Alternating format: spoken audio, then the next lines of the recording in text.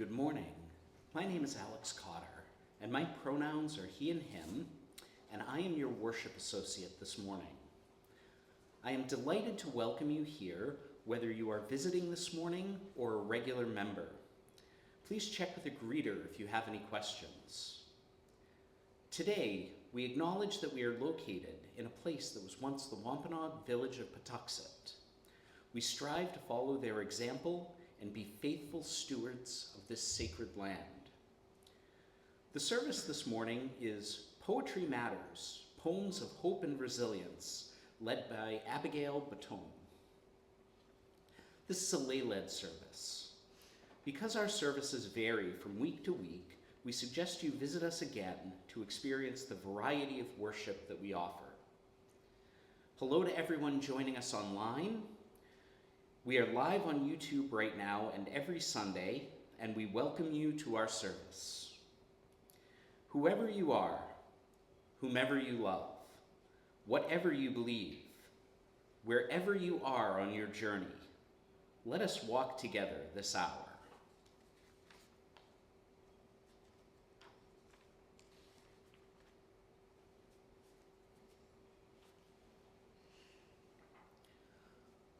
Our call to worship this morning is Hope is a Thing with Feathers by Emily Dickinson. Hope is the thing with feathers that perches in the soul and sings the tune without words and never stops at all. And sweetest in the gale is heard, and sore must be the storm that could abash the little bird that kept so many warm. I've heard it in the chillest land and on the strangest sea, yet never in extremity it asked a crumb of me.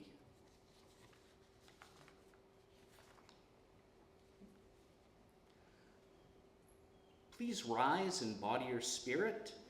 We'll sing Though I May Speak with Bravest Fire, number 34 in the Gray Hymnal.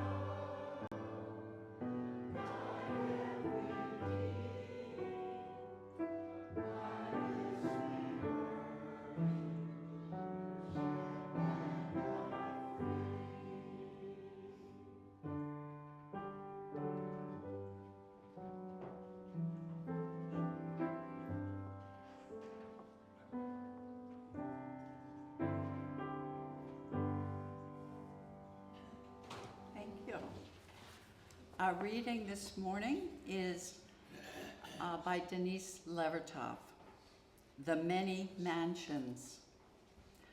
What I must not forget is the world of the white herons, complete to the last hair of pondweed, a world the size of an apple, perfect and undefiled, with its own sky, its air, flora and fauna, distance, mysteries.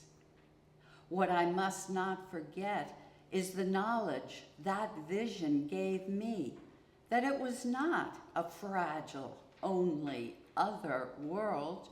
There are, I learned, a host, each unique, yet each having the grace of recapitulating a single radiance, multiform.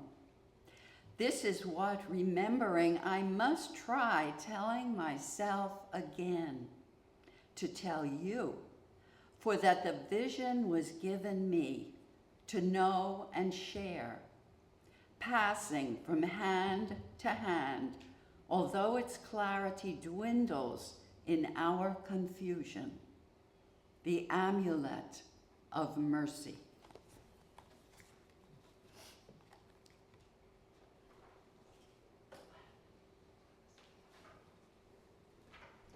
Please rise in body or in spirit for our chalice lighting.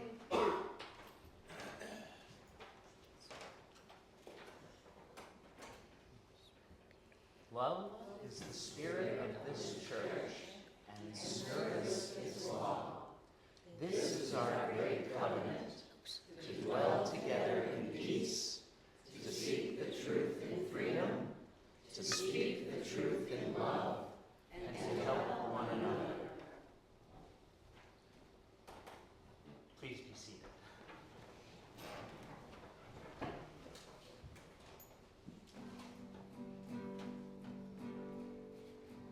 Come gather round, people, wherever you roam.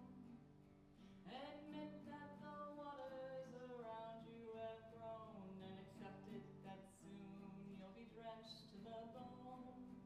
If your time to you is worth saving, then you better start swimming or you'll sink like a stone, for the times they are a-changing.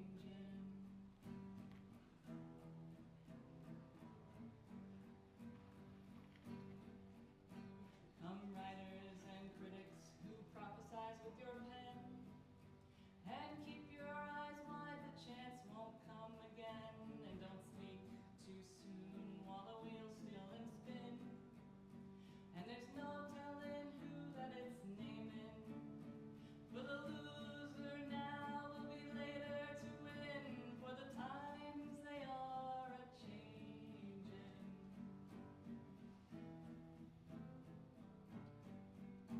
Wait. Oh, my iPad died. Sorry. I'm gonna keep going though. Here we go. Come senators, congressmen, please heed the call. Don't stand in the doorway, don't block up the hall, for he who gets hurt will be he who is stalled. There's a battle outside and it's raging. It'll soon shake your windows and rattle your walls, for the times they are a-changing.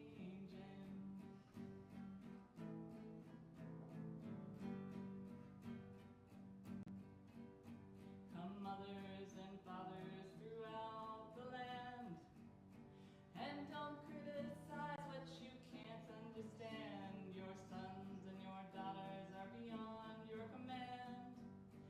Your old road is rapidly aging. Please get out for the new one if you can't lend a hand, for the times they are a-changing.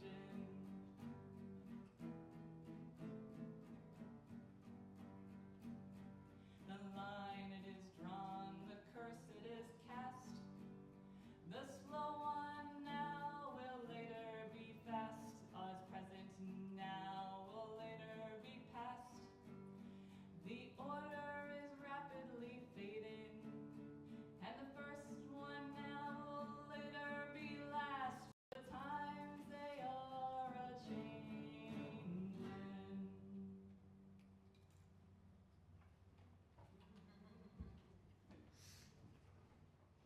Thank you, Natalie.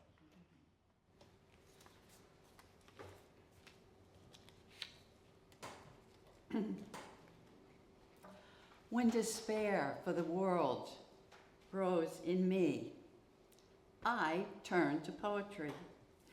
Those words begin a poem familiar to many of you, I'm sure, The Piece of Wild Things by Wendell Berry. For many years, I kept that poem tacked to the bulletin board above my desk at my home in Amesbury. Keeping those words close by, I often glanced at the poem, seeking reassurance, perhaps. I'll be reading the poem in a bit. But first, I'd like to speak briefly about the various ways that poetry works for readers. A poem may tell a story. Think of Homer's epic poems, the Iliad, the Odyssey. I've been thinking a lot about the Odyssey lately. Just saw the movie. A poem may make us laugh. Ogden Nash, Dr. Seuss. Many poems empower us in our daily lives. Excuse me. A poem may help to raise our spirits, often drawing on images of the natural world. A poem may help to transcend a difficult moment or experience. One such poem I carried with me after my husband died, and I often send it to friends when they have experienced a loss. Late Fragment by Raymond Carver. And did you get what you wanted from this life? Even so? I did. And what did you want? To call myself beloved, to feel myself beloved on the earth. Poetry allows us to delight in language, the beauty of words placed in a certain rhythmic way. Often a poem may simply raise our spirit, shift from a mood of gloom to hope. Adrian Rich wrote, "Poetry is the liquid voice that can wear through stone." Let me repeat that. Poetry is the liquid voice that can wear through stone. Poetry and music are related. Each triggers a soothing of the body, slows the heartbeat, eases tension. A poem may elevate the spirit above the daily churn of events. Some poems may provide empowering ideas and a message of resilience. Still I Rise by Maya Angelou, a poem of resilience, but also defiance, offered with sharp-edged wit. Still I Rise by Maya Angelou. You may write me down in history with your bitter, twisted lies. You may tread me in the very dirt, but still, like dust, I'll rise. Does my sassiness upset you? Why are you beset with gloom? 'Cause I walk like I've got oil wells pumping in my living room? Just like moons and like suns, with the certainty of tides, just like hope springing high, still I'll rise. Did you want to see me broken? Bowed head and lowered eyes, shoulders falling down like teardrops, weakened by my soulful cries. Does my haughtiness offend you? Don't you take it awful hard, 'cause I laugh like I've got gold mines digging in my own backyard. You may shoot me with your words. You may cut me with your eyes. You may kill me with your hatefulness, but still, like air, I'll rise. Does my sexiness upset you? Does it come as a surprise that I dance like I've got diamonds at the meeting of my thighs? Out of the huts of history's shame, I rise. Up from a past that's rooted in pain, I rise.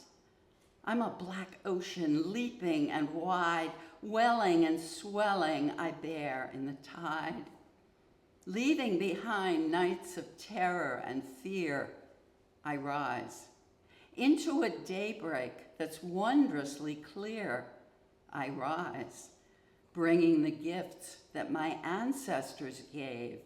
I am the dream and the hope of the slave. I rise, I rise, I rise. Other poems may cast a light on mundane, everyday matters and raise them up. March Piercy uses simple, straightforward language to raise up the dignity and worth of hard work, a commitment to labor, and to persistence, including political action. To be of use by March Piercy. The people I love the best jump into work head first, without dallying in the shallows, and swim off with sure strokes almost out of sight. They seem to become natives of that element, the black, sleek heads of seals bouncing like half-submerged balls. I love people who harness themselves, an ox to a heavy cart, who pull like water buffalo with massive patience, who strain in the mud and the muck to move things forward and do what has to be done again and again. I want to be with people who submerge in a task, who go into the fields to harvest and work in a row and pass the bags along, who are not parlor generals and field deserters, but move in a common rhythm when the food must come in or the fire be put out. The work of the world is common as mud. Botched, it smears the hands, crumbles to dust. But the thing worth doing well has a shape that satisfies, clean and evident. Greek amphoras for wine or oil, Hopi vases that held corn, are put in museums, but you know they were made to be used. The pitcher cries for water to carry, and a person for work that is real. One of my favorite poets, a model for writing poems and also for how to be in the world, is Mary Oliver. While hugely popular, she was often dismissed and denigrated by haughty academic poets. I recall an exchange I had with a professor of English who asked me if there was a poet I would like to see included in a series at Endicott. I mentioned that I admired the work of Mary Oliver. This very lovely woman, whom I liked and admired, recoiled in horror, as if I said I had just eaten a bowl of cockroaches. Oliver was accused of being too accessible, too simple. It is her accessibility and her reliance on unadorned, straightforward language that I cherish about her work. She spent countless hours outdoors traversing the dunes and byways near her Provincetown home. She admonishes us to pay attention and appreciate our connection to the natural world around us. And just let me mention, there's going to be a film about her on public television in a couple weeks. So, How Would You Live Then by Mary Oliver. What if 100 rose-breasted grosbeaks flew in circles around your head? What if the mockingbird came into your house with you and became your advisor? What if the bees filled your walls with honey and all you needed to do was ask them and they would fill the bowl? What if the brook slid downhill just past your bedroom window so you could listen to its slow prayers as you fell asleep? What if the stars began to shout their names or to run this way and that way above the clouds?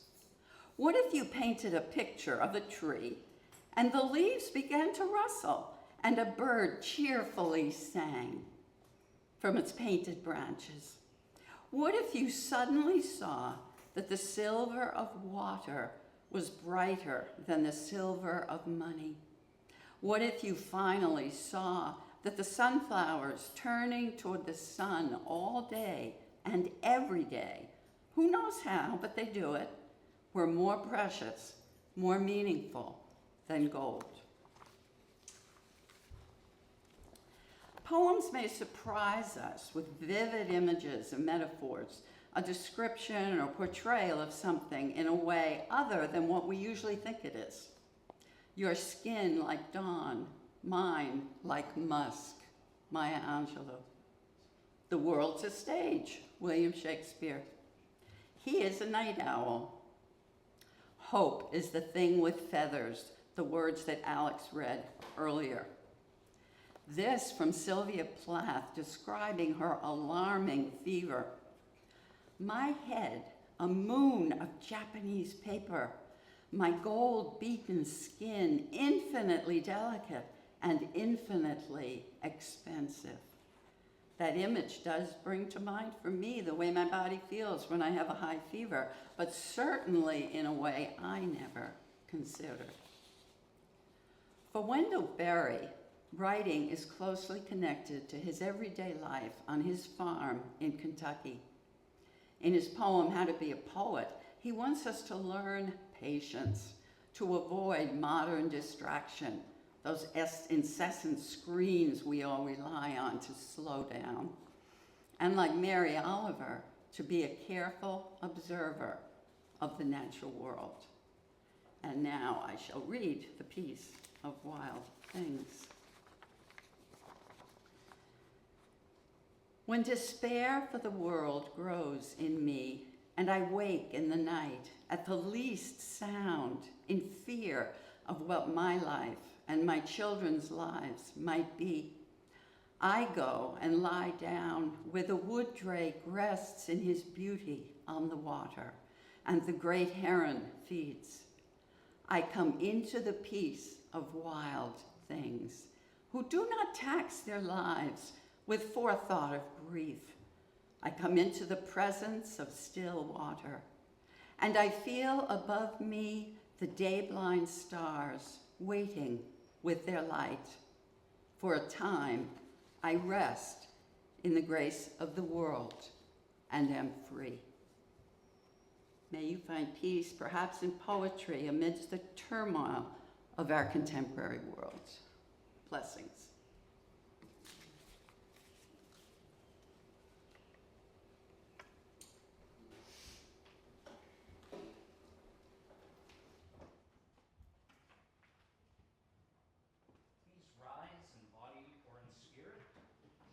Sing number 38, Morning Has Broken. First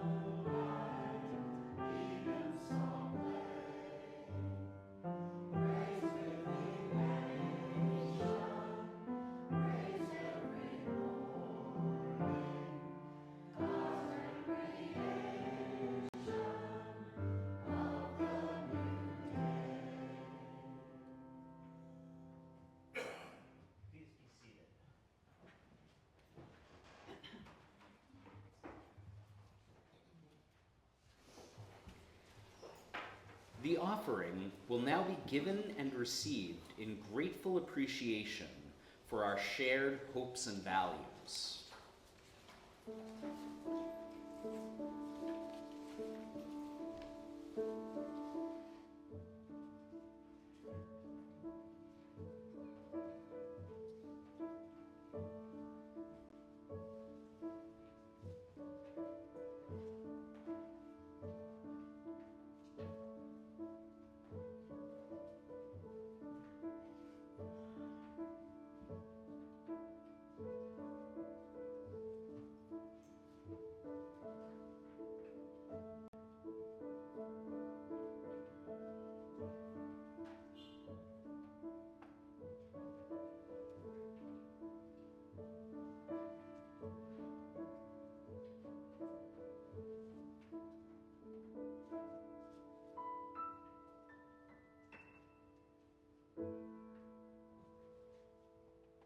Please rise in body and in spirit and sing our doxology. Please be seated.